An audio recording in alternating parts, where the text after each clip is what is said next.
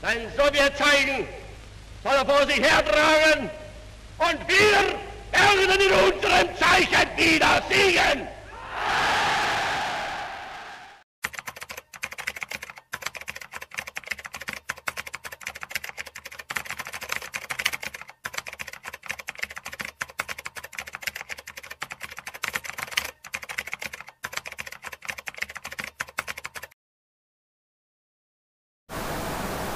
Salah satu peristiwa paling menentukan dalam Perang Dunia II adalah digelarnya Operasi Overlord atau pendaratan di pantai Normandia, Perancis, yakni pada tanggal 6 Juni tahun 1944.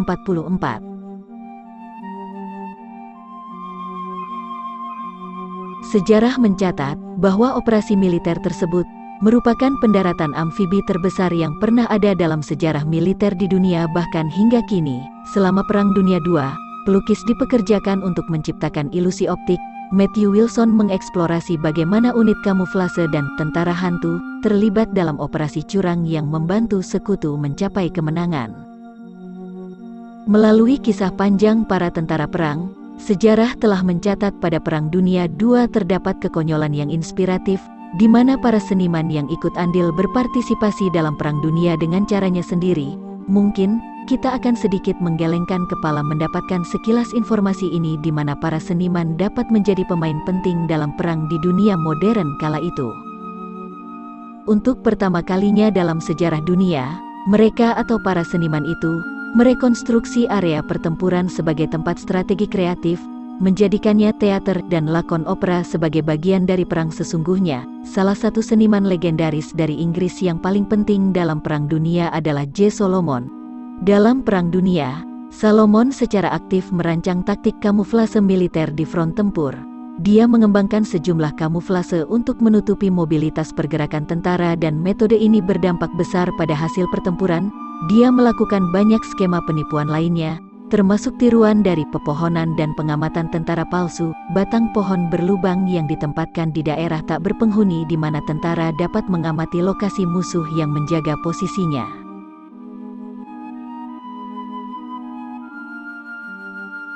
September tahun 1942, sekutu membutuhkan trik sulap yang lebih besar untuk menang dari tentara tank Jerman yang dikenal hebat dalam teknik blitzkriegnya.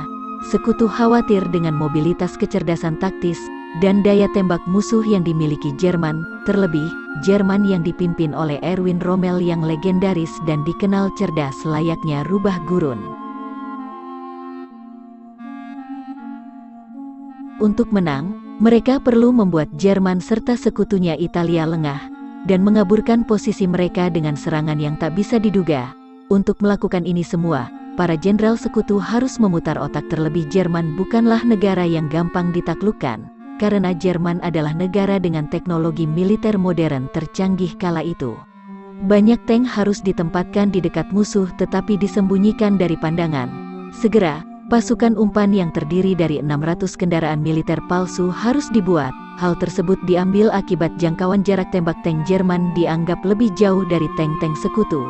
Dalam 28 hari, para seniman bekerja keras untuk menyulap tentara fiksi dan menyamarkan setiap tentara asli dengan tentara palsu, dan begitu pula sebaliknya dari pandangan pesawat pengintai Jerman. Tentara fiksi di sebuah lokasi diciptakan dengan teknik painting. Mereka, para seniman kreatif tersebut, menyulap semua hal menjadi sebuah tarian tipu daya.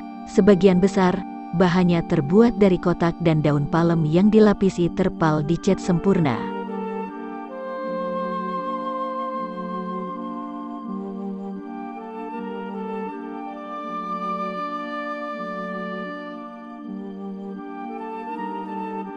Di sisi lain, tentara asli telah mengambil alih posisi penting dan mengambil inisiatif penjagaan, mengunci setiap pergerakan Erwin Rommel, sang jenderal angkatan darat Jerman, dan pasukannya yang dikenal menakutkan, bahkan memasang sebagian perangkat jebakan yang dekat dari posisi Jerman.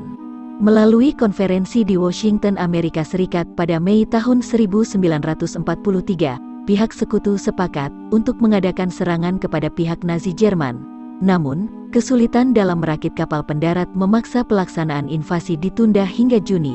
Terlebih, Jerman telah bersiap menyambut kedatangan sekutu dengan membuat sebuah mega proyek yang bernama Pertahanan Atlantik Utara.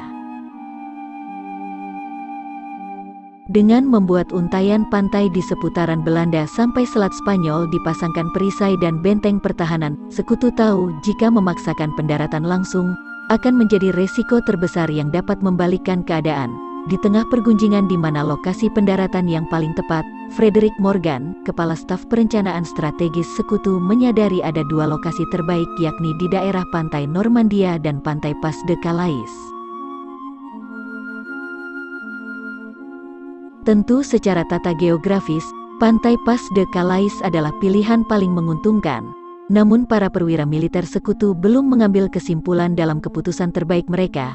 Sekutu paham rencana tersebut tentu akan mudah dibaca oleh Nazi. Atas pertimbangan yang begitu alot antara pemimpin militer kala itu, Jenderal Frederick Morgan akhirnya memutuskan untuk mendaratkan pasukan sekutu di Normandia, dan tentu ini menjadi pertaruhan terbesar dalam Perang Dunia Kedua. Jika pendaratan ini gagal, dapat dipastikan sekutu akan kehilangan tentaranya dalam jumlah besar.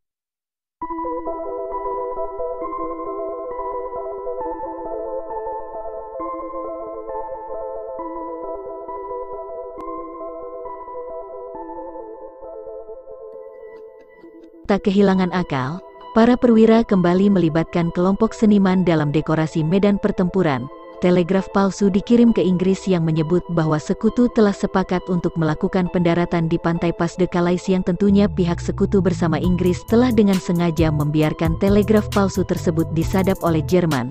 Di lain sisi, para seniman telah membuat ilusi terbaik mereka di seputaran pantai Caen yang berseberangan dengan pantai Pas de Calais. Teknik memperkeruh suasana tersebut dinamakan Operasi Militer Amerika I.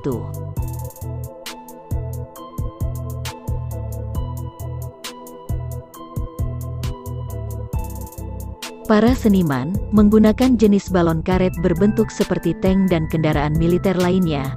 Balon tiup ini bisa dipompa dan dikempiskan, dan gilanya lagi, mereka sering melakukan serangkaian konvoi di lokasi yang berbeda dari lokasi serangan yang asli. Para tentara dan alusista palsu ini akan dengan sengaja ditinggal di tempat terbuka, di mana pasukan pesawat pengintai Jerman dapat dengan mudah melihatnya. Mereka juga akan melakukan komunikasi radio dan kode Morse yang sama dengan tentara asli. Belum lagi ada juga speaker yang terus-menerus memutar suara mirip dengan suara mesin dan aktivitas mesin alusista militer untuk menambah kesan bahwa mereka adalah pasukan sungguhan. Sedangkan pasukan asli yang akan mengekspansi ke daratan Normandia tanggal 6 Juni tahun 1944 telah disiapkan dengan baik, hingga akhirnya pecahnya pertempuran D-Day, yang menjadi tonggak sejarah kemenangan sekutu pada Perang Dunia Kedua.